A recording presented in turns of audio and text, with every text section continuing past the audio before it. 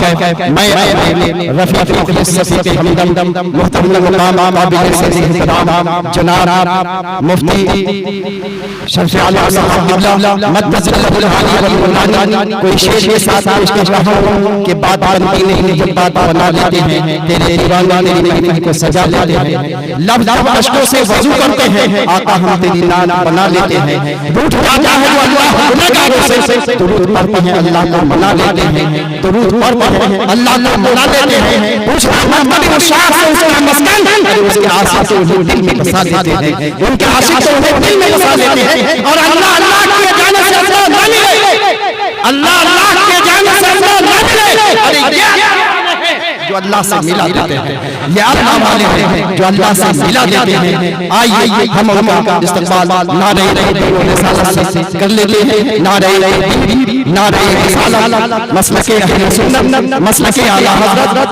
उसे शरीयत उसे शरीयत हज़रत अल्लामा मुफ्ती शमसे आलम साहब क़िबला नारे रिसालत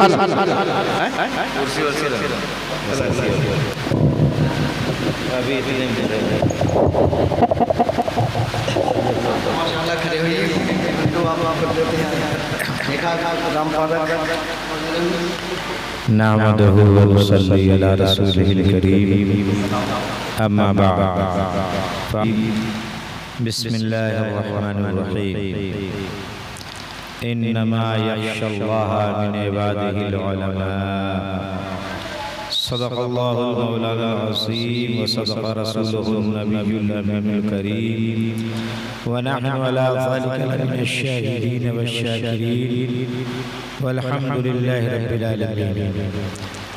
हम और आप तमामी हज़रात अपने आक़ा मौला हुज़ूर अहमद मुज्तबा मोहम्मद मुस्तफ़ा सल्लल्लाहु तआला अलैहि वसल्लम की बारगाह बेकस पनाह में झूम झूम कर दरूद पाक का नज़राना अक़ीदत पेश करें। अल्लाहुम्मा सल्लि अला सय्यिदिना मौलाना मुहम्मद मादिल जुद वल करम व आलिहि व बारिक वसल्लिम सलातन व सलामुन अलैका या रसूलल्लाह।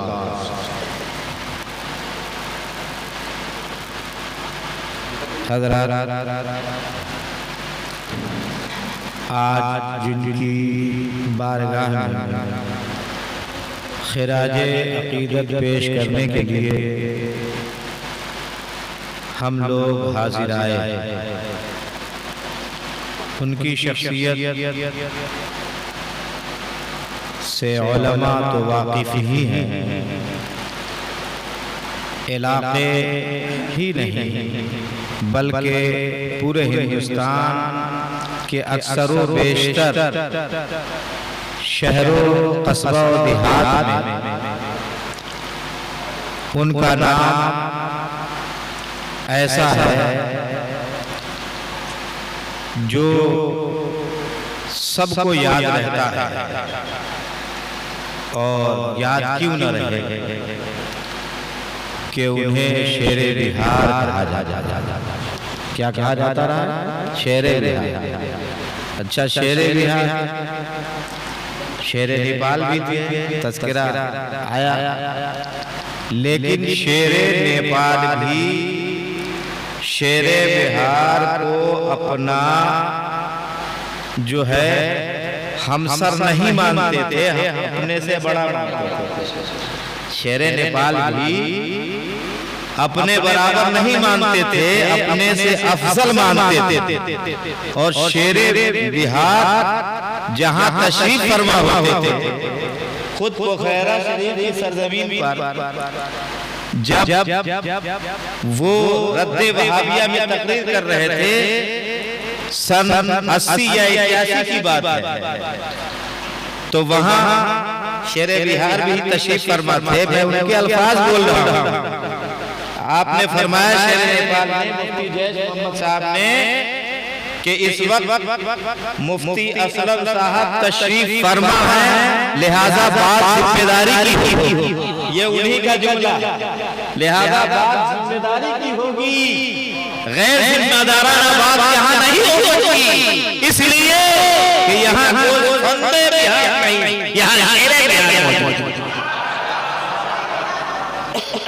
यहाँ शेरे बिहार मौजूद है। शेरे बिहार की मौजूदगी में भाई कम पढ़े लिखे तो कम पढ़े लिखे, बड़े बड़े आलिम जो अपने आप को कहलाते थे वो भी उनके सामने बोलने से घबराते थे। क्यों घबराते थे? सिर्फ नाम के शेर की वजह से नहीं कि शेरे बिहार है और शेर से सब घबराते हैं, इस बुनियाद पर ही नहीं बल्कि उनकी गिरफ्त इल्म के अंदर ऐसी थी कि उस गिरफ्त से बड़े बड़े कादिरुल कलाम शायर हो या फसीहुल लिसान मुकर्रिर हो, बड़े अदीब कहलाने वाले हो, बड़े दरसगाही मुदर्रिस हो और दारुल्ता के मुफ्ती हो, सबको मालूम था कि अगर हम शेरी गलती करेंगे शेरे बिहार इस्लाम फरमाएंगे। मुदर्रिस घबराते थे कोई इरादी गलती होगी शेरे बिहार पकड़ लेंगे, और मुदर्रिस घबराते थे कोई खिलाफ शरअ बोलेंगे मुफ्ती साहब पकड़ लेंगे, और जो मुफ्ती होता था वो भी घबराता था कि अगर जरा सी लफ्ज़िश हो गई किसी मफ़हूम की तारीफ में तो शेरे बिहार गिरफ्त फरमा। उनकी पकड़ उलमा बहुत देखे हमारे इलाके में, खास तौर से आपको मालूम है जहाँ के हजरत मौलाना फजल हसनवी साहब हैं, वहाँ के बारे में मशहूर है। मालूम है क्या मशहूर है? मशहूर ये है कि वहाँ की गुलरियाँ भी पड़ी हुई, वहाँ की गुलरियाँ भी पड़ी हुई है। उसकी वजह क्या है? चले जाइए हर घर में, कोई घर बाबा नहीं होगा, शायद कोई हो, पहले रहा हो, लेकिन अब कोई ऐसा घर बाबी नहीं होगा कि जहाँ आलिम ना हो तो कम से कम हाफिज हो। एक घर में 3 4 5 आलिम, हर घर पढ़ा लिखा, समझ रहे हैं? तो वहां शेरे बिहार तशरीफ ले जाते थे तो उनकी वही शान होती थी जो कहीं से दूर दराज से बड़े अल्लामा या मुफ्ती को बुलाया जाए और उनकी इज्जत व तौकीर की जाए, उनका अदब व एहतराम किया जाए, उसी तरीके से शेरे बिहार। मैंने आपको बताया कि शेरे नेपाल भी बोलते थे, जबान संभाल कर बोलते थे, और शेरे बिहार इल्म के अंदर इतनी पुख्तगी थी, इतनी पुख्तगी थी, कोई भी हमने देखा है, हम तो मरकजी दारुल में बैठे 1-2 साल में कई साल बैठे हैं और अल्हम्दुलिल्लाह हम तो मुफ्ती नहीं है मगर मेरा शागिर्द मरकजी दारुल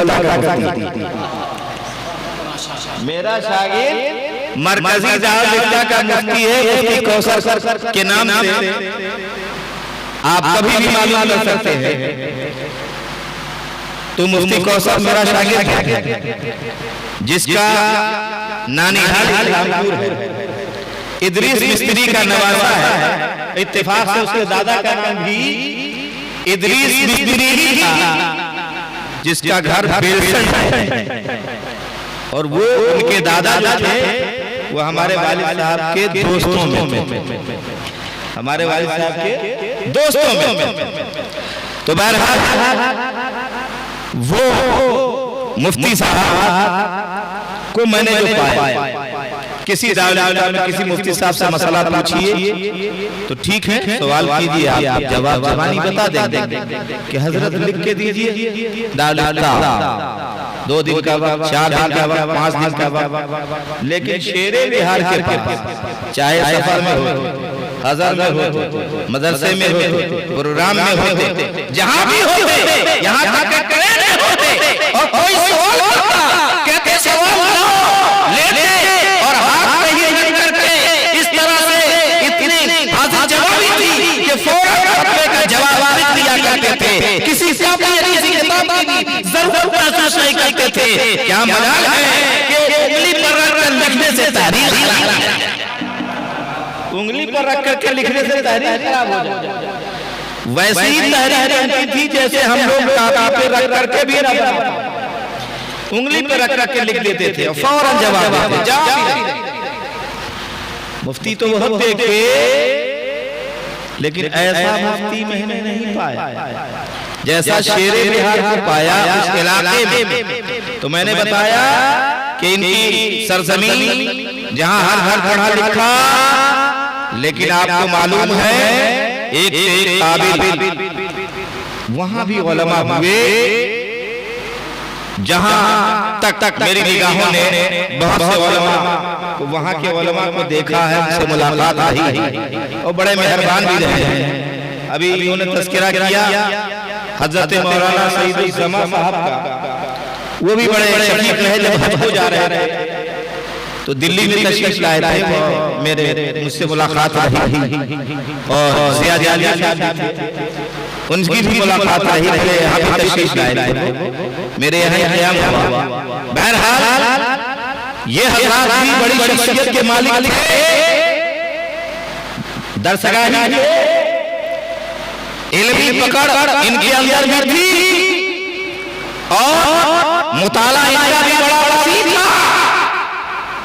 लेकिन वो इल्म का कंतना नहीं था जो शेरे बिहार का था,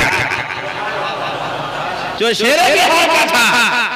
इसलिए कि शेरे बिहार कहीं तशरीफ ले जाते, आप ऐसे मुनाजिर थे कि जहां तशरीफ ले जाते, बहुत सारे मुनाजरे के लिए आप तशरीफ ले गए, लेकिन सिर्फ नाम सुन करके कोई देवबंदी मुनाजरा नहीं किया। जहां जहां गए, बिहार सही में नहीं, बंगाल में, जिस इलाके में गए, महाराष्ट्र में गए, जहां गए, मालूम हुआ कि शेरे बिहार तशरीफ लाए हैं, तो वहां झरिया के मुनाजिर अल्लामा अशरफुल कादरी थे। वहां के मुनाजिर अल्लामा अशरफुल कादरी थे।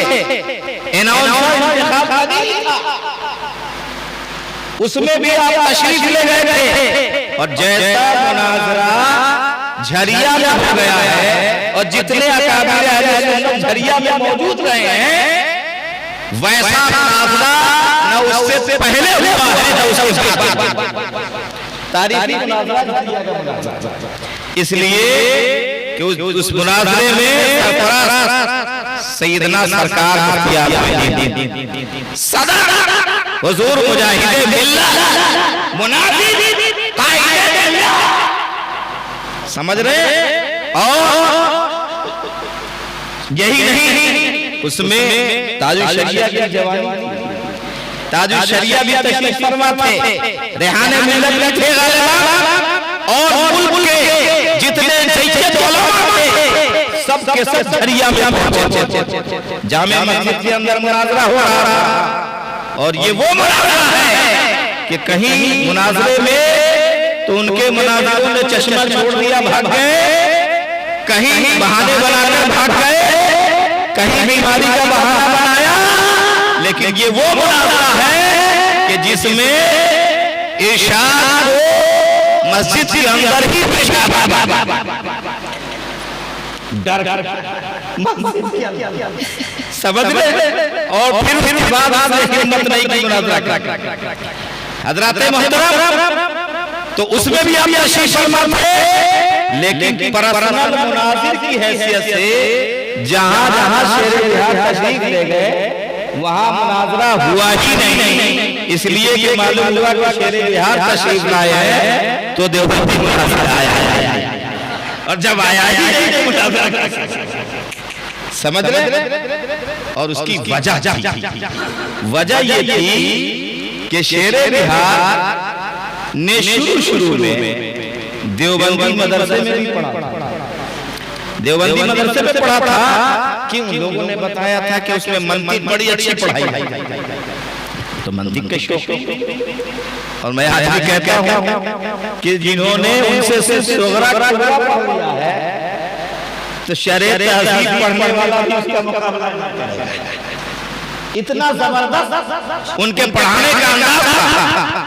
एकदम सोगरा कोगरा पढ़ने वाला तालिब इस तरह याद करता था मुफ्ती साहब को सुनाने के लिए, जैसे बच्चे पारायण की चंद सूरतें छोटी छोटी याद करके नमाज के लिए, ये हाल था। और कैसे हाल, बहरहाल भाई बता रहा था कि उन्होंने उसमें भी पढ़ा, लेकिन आपके चचा भी जय्यद आलिम थे, शेरे गुजरात, शेरे गुजरात जय्यद आलिम थे। जब वो वहां से आए पढ़ करके तो चचा से उलझ गए। अब चचा से जब उलझ गए तो कहा रे ये तो बिगड़ गया लगता है। आज हमारे लोग जो है कहते हैं भेज देते, हम तो सुन्नी है ना, बच्चे को भेज देते हैं पढ़ लेगा, हमारे यहाँ सुन्नी रहेगा। नहीं नहीं, बच्चा बिगड़ सकता है, जब वहाँ माहौल बनेगा। बहरहाल इन्होंने खूब बहसों को बहसा किया शेरे। तो अब उनके भाई थे जो पढ़े लिखे नहीं थे, मुफ्ती साहब के वालिद साहब जो थे पढ़े लिखे नहीं, वो हल चलाने गए और वहां से आए ही थे कि कहा भैया गजब हो गया। क्या हुआ? कहा मेरा भतीजा तो पढ़ लिख करके बेदीन हो गया। कहा क्या मतलब? कहा कि ये बेदीनों की बातें करता है, तो बहस करता है। तो हाथ में तो हलवाई का डंडा था, मारना शुरू कर दिया। कहा तुम इसे यहाँ न रहने दो, इसको सीधा बरेली शरीफ हुजूर के कदमों में डाल दो, इसके अंदर कितनी कमी है। अब पूरी तालीम देवबंदी मदरसे की, उसमें भी उनमें वो अच्छे आए, उनमें भी अच्छे आए। और फिर उसके बाद यहाँ से गए तो शुरू से पढ़ने लगे और पढ़ा भी ऐसा। हम पूछना चाहते हैं किसी भी आलिम की, किसी मुफ्ती की और किसी फकीह की तारीख बता दो जिसने सिर्फ हुजूरी का खुतबा 3.5 महीना पढ़ा। ये तारीख सिर्फ शेरे बिहार हजरात मोहतरम, शेरे बिहार जब हुजूर मुफ्ती आज़मीन का चहलम शरीफ उर्से चहलम होने वाला था, तो उस मौके से पहले ही हम लोगों के यहाँ एक प्रोग्राम रखा गया कि सब लोग तो बरेली शरीफ चले जाएंगे, पहले रखा गया, यानी 2-3 दिन के बाद प्रोग्राम रखा गया जिसमें फरीद खुसूसी शेरे बिहार। तो उन्होंने हुजूर मुफ्ती आज़मीन की इल्मी लियाकत को बताया कि हुजूर मुफ्ती आज़मीन ऐसे फकीह, ऐसे मुफ्ती थे और इल्मे फिक़ह में उनकी इतनी मालूमात थी कि मैंने अर्ज़ किया हुजूर मैं आपसे किताब पढ़ना चाहता हूं। असातिज़ा तो बहुत थे, एक से काबिल थे सैयद अफजल हुसैन मुंगेरी जैसे, वो सैयद अफजल हुसैन मुंगेरी समझ रहे हैं जिन को फतावा में इतनी मशाक़ी थी कि सरकार मुफ्ती आज़मीन कदर फरमाते थे। और उस दौर के जितने मुफ्तियाने किराम थे, छोटे हो बड़े हो, खानकाही हो गैर खानकाही, अगर किसी ने इख्तिलाफ किया है तो वो सैयद अफजल हुसैन मुंगेरी ने किया, उसके अलावा किसी की हिम्मत नहीं हुई। तो वो जय्यद आलिम थे, ऐसे उस्ताद थे खुद और बड़े बड़े जय्यद उलमा मंजर के अंदर, मजहर के अंदर। उस वक्त मुहद्दिस एहसान अली साहब फैसली भी मंजर इस्लाम के शेखुल हदीस, ऐसे असातिज़ा थे। आपने पढ़ा, लेकिन तमन्ना थी कि सरकार मुफ्ती आज़मीन से भी कुछ पढ़ो। अर्ज किया हुजूर मैं आपसे किताब पढ़ना चाहता हूं। सरकार ने फरमाया कि दिन भर रात को देर तक लोगों का हुजूम रहता है, मुझे फुर्सत कहाँ, ताबीज ले भीड़ रहती है, मुझे टाइम कहाँ कि मैं पढ़ाऊं। अच्छा, जब ताबीज लेने वाले सब चले जाए तो बैठे रहना, चाहे 11 बजे 12 बजे बैठे रहना, मैं तुम्हें पढ़ा दूंगा। पूछा कौन सी किताब पढ़ोगे? तो शेरे बिहार किया, हुजूर मैं हुजूरी पढ़ूंगा। तो हज़रत ने फरमाया ठीक। अब वो लेके बैठे तो फरमाने लगे कि सरकार मुफ्ती आज़म हिंद ने सिर्फ हुजूरी का खुतबा बड़ा पसंद है, 2-3 लाइन के अंदर ही, लेकिन उसमें जब आपने तालीम देना शुरू किया तो घंटों पढ़ाते थे। तो सिर्फ खुतबा में सरकार मुफ्ती आज़म हिंद ने शेरे बिहार 3.5 महीने तक सबक दिया।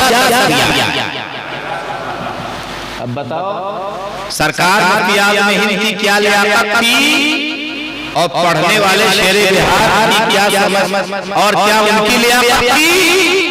हर आदमी को इतनी लंबी तालीम नहीं दी जा सकती, जिसके अंदर लियाकत होती है उसी को इतनी लंबी तालीम दी जा सकती है।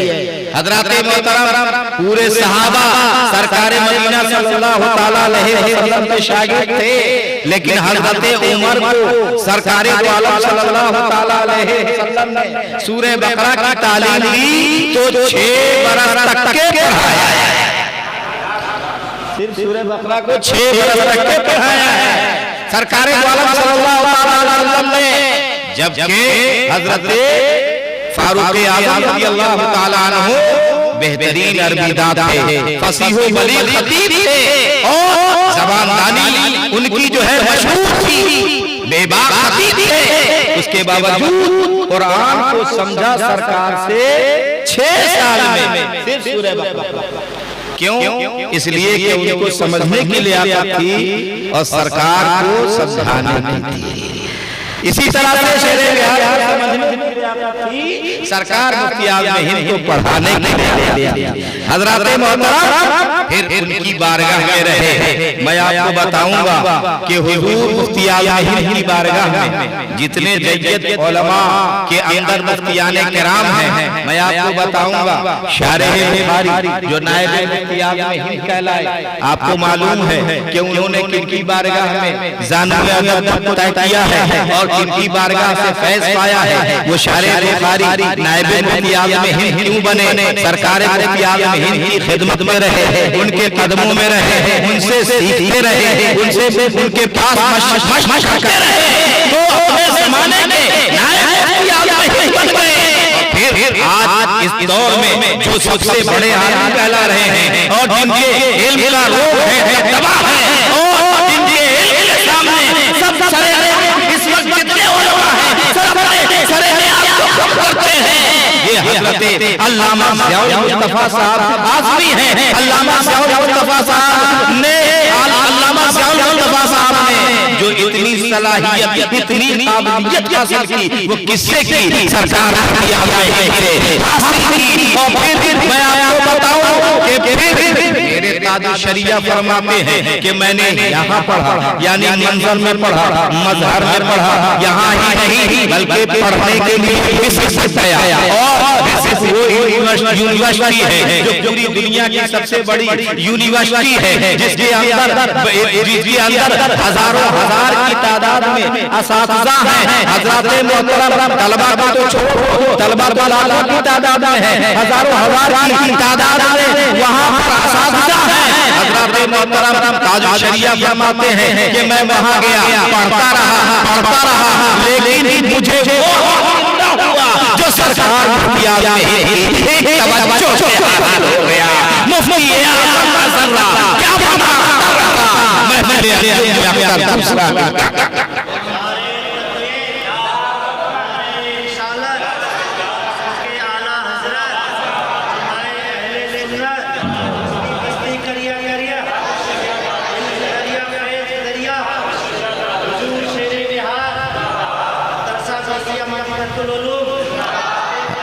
हज़रत मोहतरम सरकार मुफ्ती आज़म हिंद की बारगाह में रहने वाला किस कदर इल्म से मालामाल होता, फैज़ से मालामाल होता, अपने वक्त का बड़ा फकीह बनता। मैं आपको बताऊं, सैयदना सरकार मुफ्ती आज़म हिंद की बारगाह में जो भी रहा, मशक़ भी करता रहा, तो अपने जमाने का वो बेहतरीन और बड़ा मुफ्ती कहलाता है। खुद काज़ी अब्दुल रहीम साहब बस्तवी जो मरकजी दारुल इफ्ता के मुफ्ती रहे, आपको मालूम है ये सरकार मुफ्ती आज़म हिंद के फतवे की नकल करता। ये 10वीं दारुल इफ्ता के नाक़िले फतवा थे। फिर सरकार ने बाद में इजाज़त अता फरमा दी कि काज़ी साहब तुम भी लिखा करो, काज़ी साहब तुम भी लिखा करो। और वो जब लिखने लगे तो आपको मालूम है कि जब ताजु शरिया जब आए थे रेहाने में लगता उनके सर पर सदर मुफ्ती मंजर इस्लाम की दस्तार बांधी थी और काजी साहब ने कहा था कि काजी साहब जरा ध्यान रखें, इस खानदान में एक अच्छा मुफ्ती चाहिए, एक मशाइख मुफ्ती चाहिए, इसलिए इनको फतवे पर ज्यादा तवज्जो दिलाया करो कि ये ज्यादा से ज्यादा फतवा लिखें। कि नाना जान के बाद इस मनसब को संभालेगा कौन? ये अख्तर में आते ही उम्मीदवार हजरत मोहतरम। तो काजी साहब का काम हो गया कि ताजु शरिया उस जमाने में जो है हजारों फतवे उनके ऐसे हैं जिन पर काजी साहब के दस्तखत मौजूद। काजी साहब को दिखाने के बाद तब ताजु शरिया में भेजा गया। ये मकाम हासिल कर लिया मुफ्ती आज़म हिंद की बारगाह में रह करके काजी अब्दुल रहीम बस्तवी ने। और मैं आपको बताऊं तो हुजूर मुफ्ती आज़म हिंद की एक शान ये भी थी कि बड़ा से बड़ा आलिम हो, बड़ा से बड़ा खतीब हो, कोई डर के मारे आपके सामने ज़बान नहीं खोलता था और बोलने से डरता था। आपको मालूम है उनके जमाने में अगर कोई तकरीर करता था तो वो अब्दुल मुस्तफा आज़मी थे। अब्दुल मुस्तफा आज़मी थे जिन्होंने पुरानी हक़ानी नूरानी इरफानी तकरीर की है, वो थे और वो भी बड़ी माज़रत कर करके तकरीर किया करते थे। और सरकार मुफ्ती आज़म हिंद की खिदमत में रहने वाले जो है बुलबुले हिंद जो है मुफ्ती नानपारा मुफ्ती रजब अली साहब नानवारवी थे, वो तकरीर किया करते थे। और अशरफिया से आने वालों में सिर्फ जो है दारुल उलूम तकरीर किया करते थे। हर एक के बस का काम नहीं था कि उनके सामने बोले। यहाँ तक के अल्लामा मुश्ताक अहमद मज़ामी जो अपने वक्त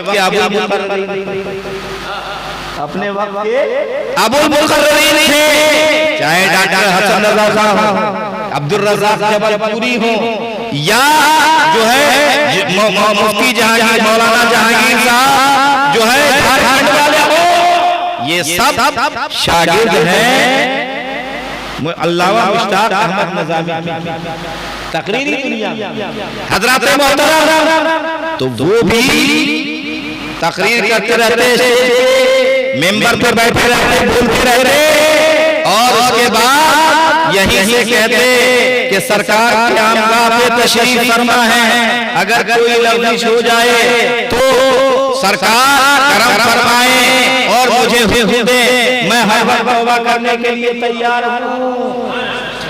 ये बोल करके तब वो तकरीर शुरू किया करते थे। तो आपको मालूम है ये क्यों?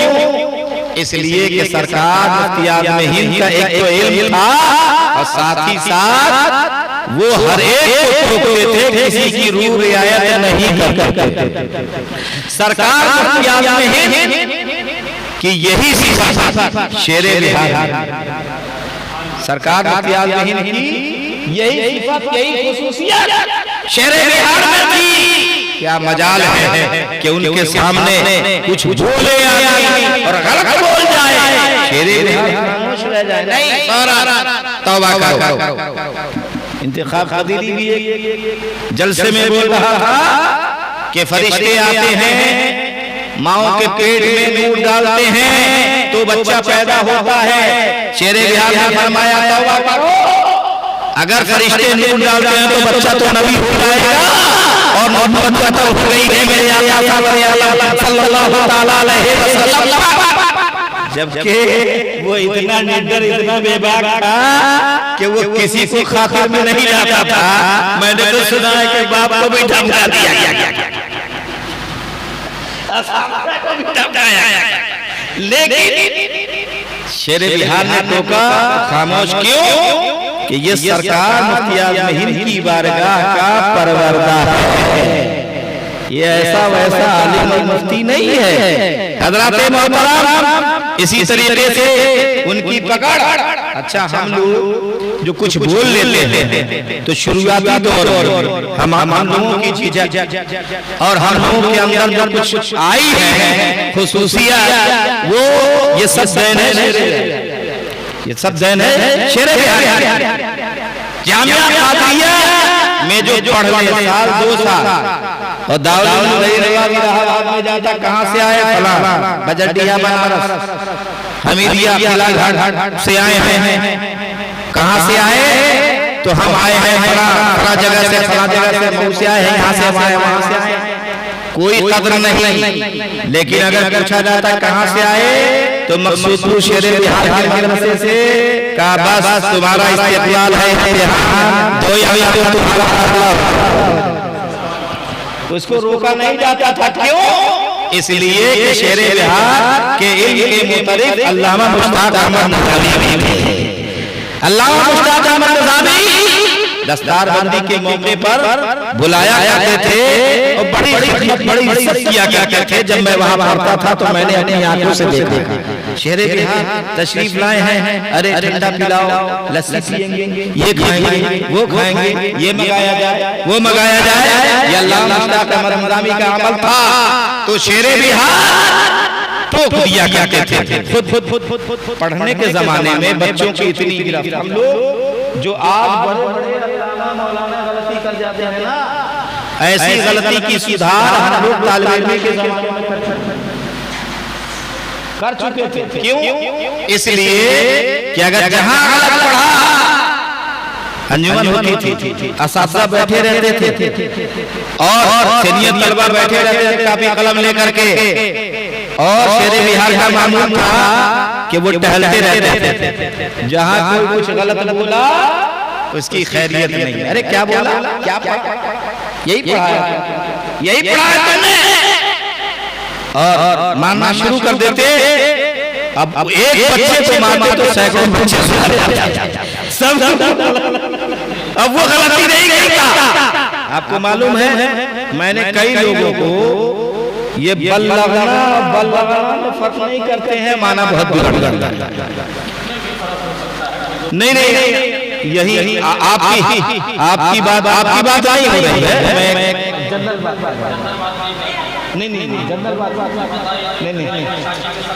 नहीं, वो आपको उस वजह से नहीं बोला था, आपने आप मेरी बात सुन लीजिए पहले, उसके बाद कमेंट कीजिएगा। बहरहाल, तो उस जमाने में हमारे आए थे मौलाना नूर मोहम्मद साहब, जो आप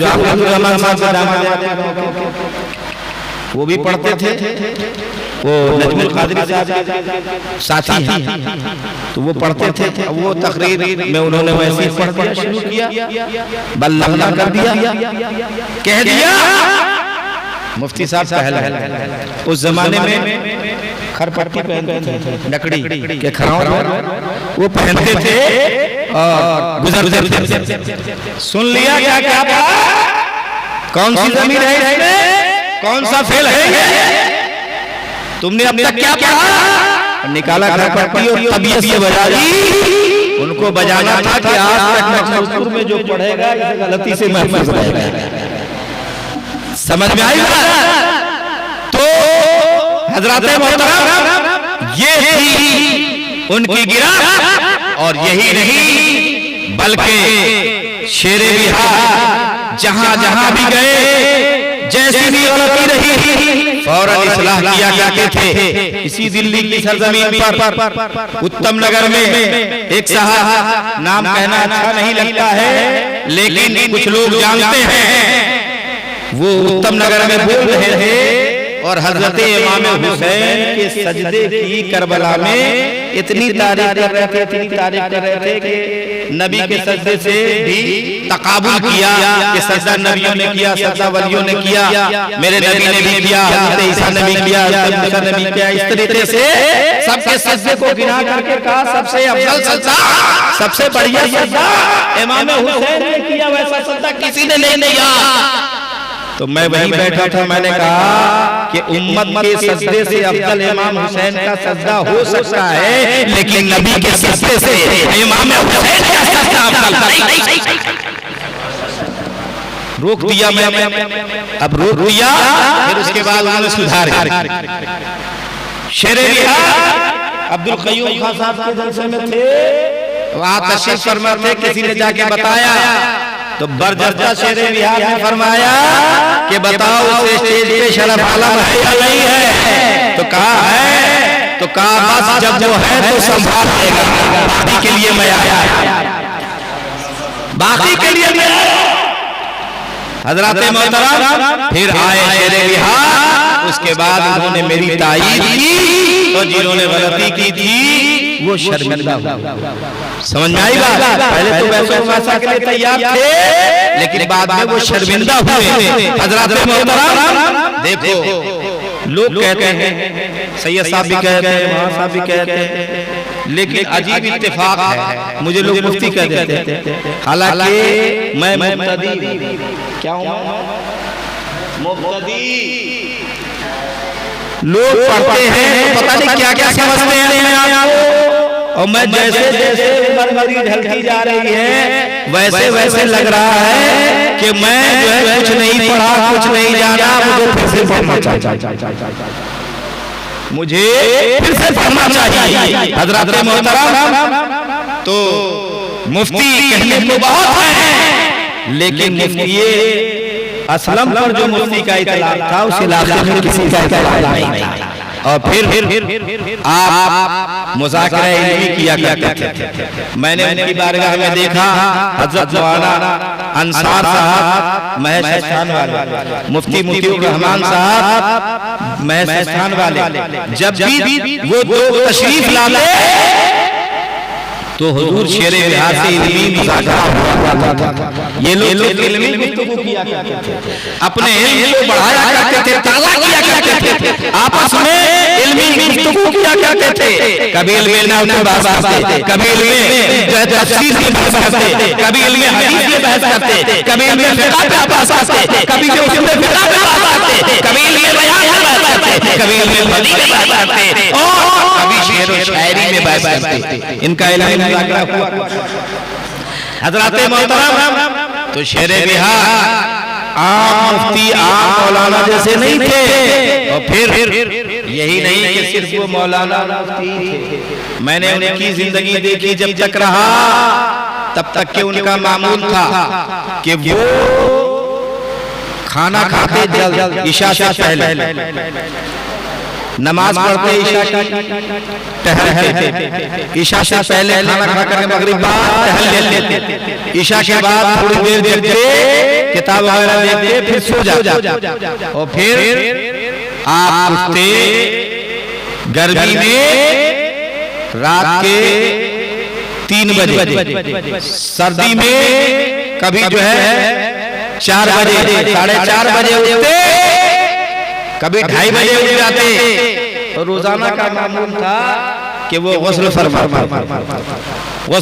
करके वो आते तो तहज्जुद पढ़ते, तहज्जुद पढ़ने के बाद वो दलाइल क़िरात शरीफ वगैरह करते, और उस वक्त तक करते रहते जब तक फजर की अजान का वक्त नहीं होता।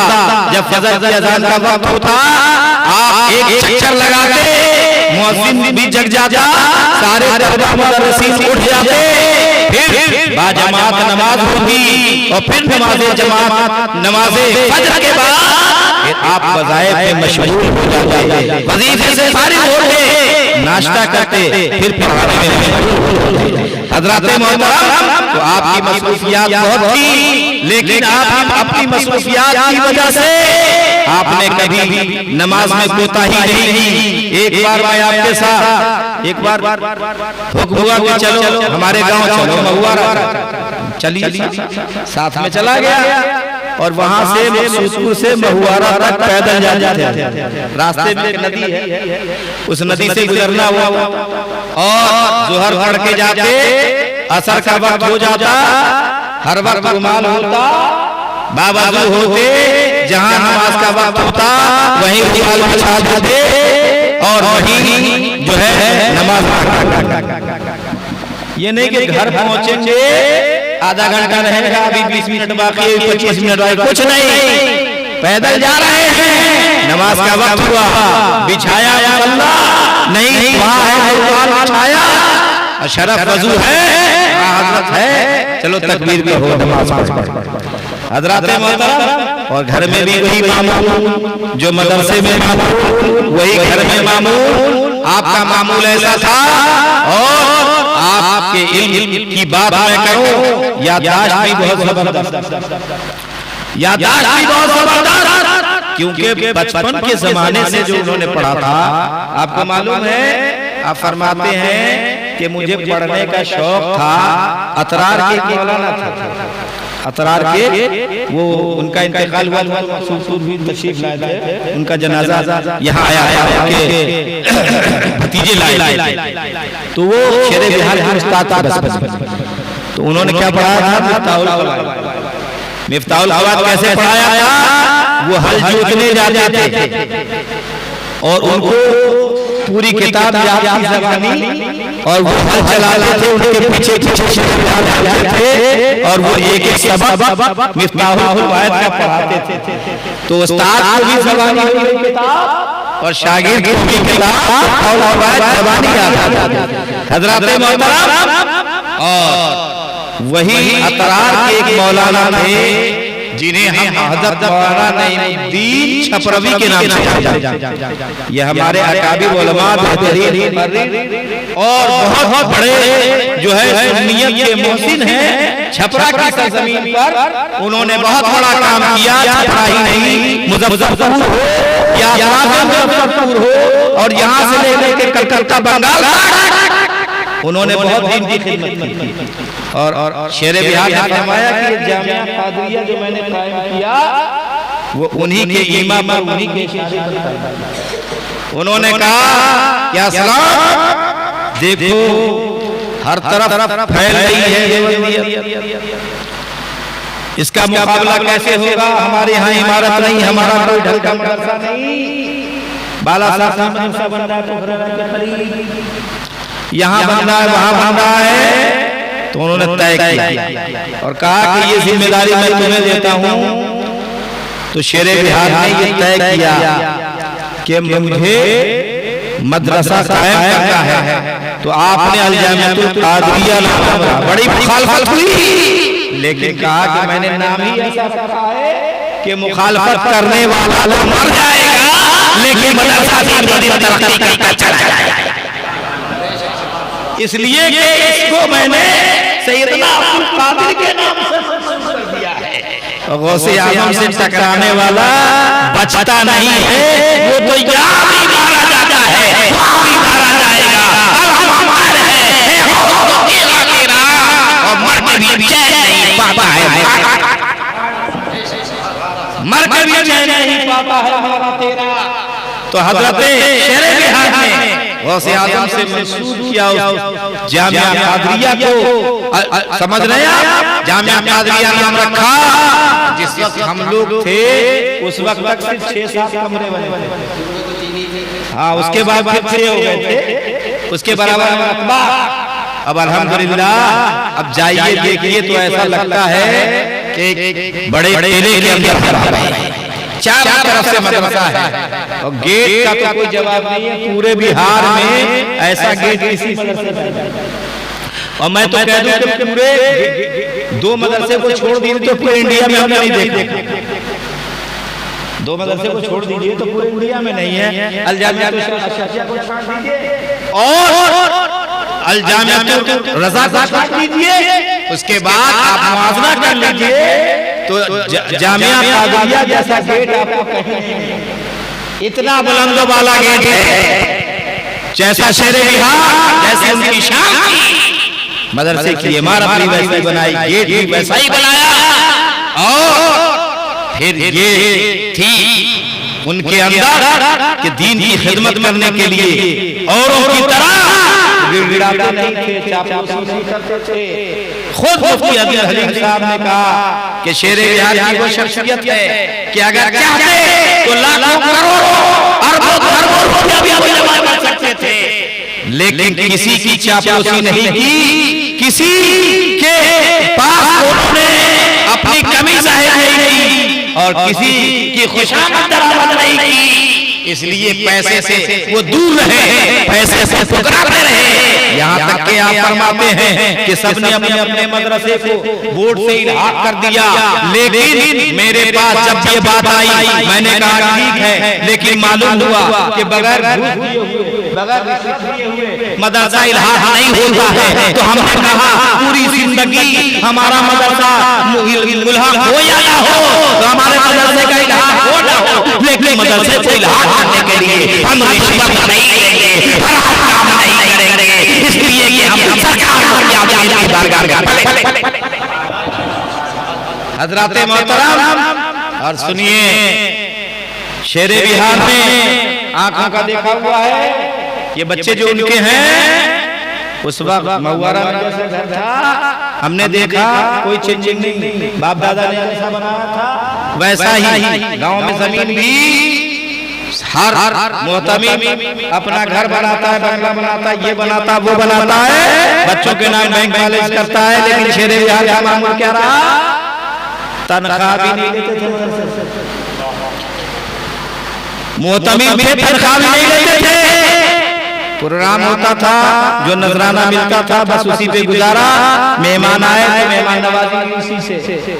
आपकी वालदा जिंदा थी, कहती कि असलम बाबा तुम इतने दिन से मदरसा चला रहे हो, तुमने अपने बच्चों के लिए कुछ किया?